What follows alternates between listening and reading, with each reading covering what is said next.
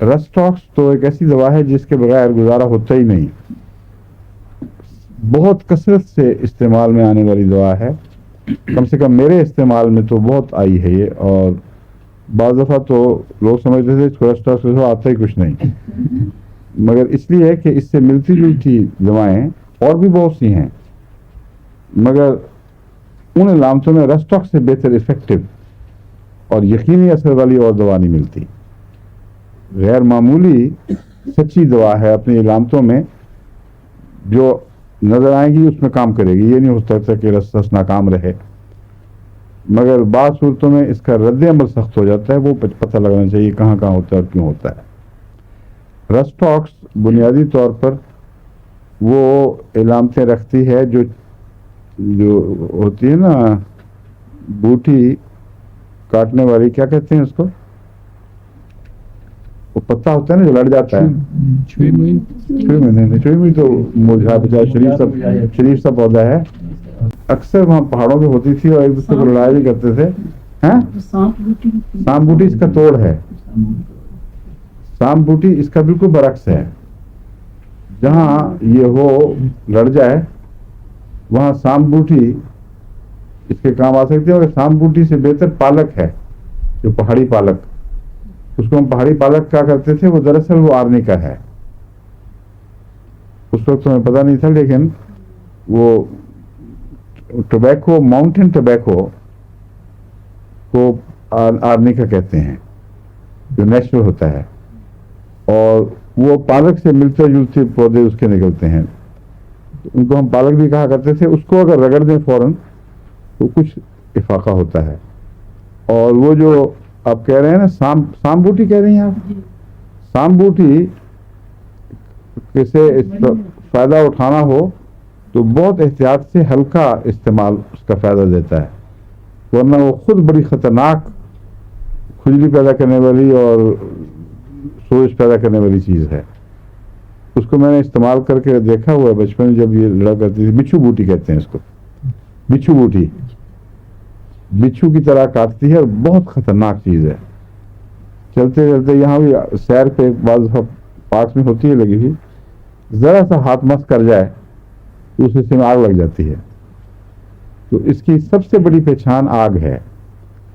رسٹاکس میں اکثر جو علامتیں ہیں جلد وغیرہ کی، ان میں سوزش ضرور ہوگی، اور سوزش کے نتیجے میں چھالے بنتے ہیں، اور سب سے بڑا چھالا جلدی بیماریوں میں رسٹاکس بناتی ہے. ایناکارڈیم میں بھی ہیں چھوٹے چھالے ہوتے ہیں، کینسرس میں بھی ہوتے ہیں چھالے، جلن بھی ہوتی ہے مگر تھوڑی، اس میں بڑے سخت چھالے بنتے ہیں. اور اس کا سوزش سے ایسا گہرا تعلق ہے کہ اس کو میں نے دیکھا ہے، جلنے کے مریضوں کو جو جل جاتے ہیں ان کو اگر فوراً رسٹاکس دی جائے تو بہت فائدہ پہنچتا، غیر معمولی. اور اس کے علاوہ بار بار دینے کے لیے میں اس کو اونچی طاقت مرچوں کو دیتا ہوں، بار بار دینے کے لیے کینسرس رسٹاکس لاجسٹک فائرنگ ہے، سب توپ کے گولے چلتے ہیں نا، اور اس کے نیچے جو بلٹ فائرنگ اور رائفل فائرنگ ہے اس کا کام کینسرس دیتی ہے. میں نے اپنے بیٹے کو دی نا کینسرس، کیا ہوا تھا اس کو؟ تھوڑا سا جل گیا. اچھا.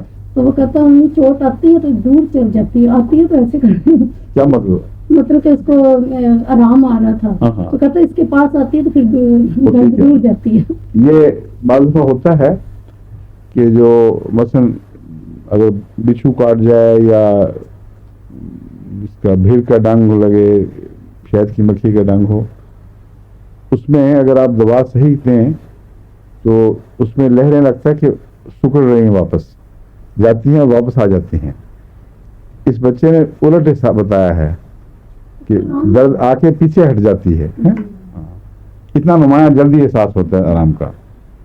ہمارے سفر میں بھی اس دفعہ کینیڈا میں کسی کا ہاتھ، وہ جو چولہے ہوتے ہیں نا بجلی کی بڑی خبیث چیز ہے، اس کی پلیٹیں آہستہ آہستہ گرم، مصیبت انتظار کر کر کے برا حال، اور ایک دفعہ گرم ہو جائے تو ٹھنڈی نہیں ہوتی اور دیکھنے میں پتہ نہیں لگتا. تو کسی نے ہاتھ غلطی سے رکھ دیا اوپر، وہ تو آگ لگ گئی سارے جس ہاتھ پہ، اور وہ بڑی سخت بے چین کرنے والی چیز ہے، خاص طور پر باہر آپ سیر پہ گئے ہوں تو پھر تو بڑی مصیبت ہے. रस्टॉक्स मेरे पास थी, मैंने फौरन दी, 1-2 खुराकें दी, 4 मिनट के अंदर अंदर ठीक ठाक हो गए, दर्द की कुछ तकलीफ नहीं रही। और जो छाला बनता है वो फिर मामूली बनता है, क्योंकि छाले का भी तोड़ बनती है फिर। तो रस्टॉक्स की सबसे बड़ी इलामत है बर्निंग, और उसके नतीजे में सोजिश और जलन और स्टिंगिंग नेटल कहते हैं इसको अंग्रेजी में, बिच्छू बूटी को।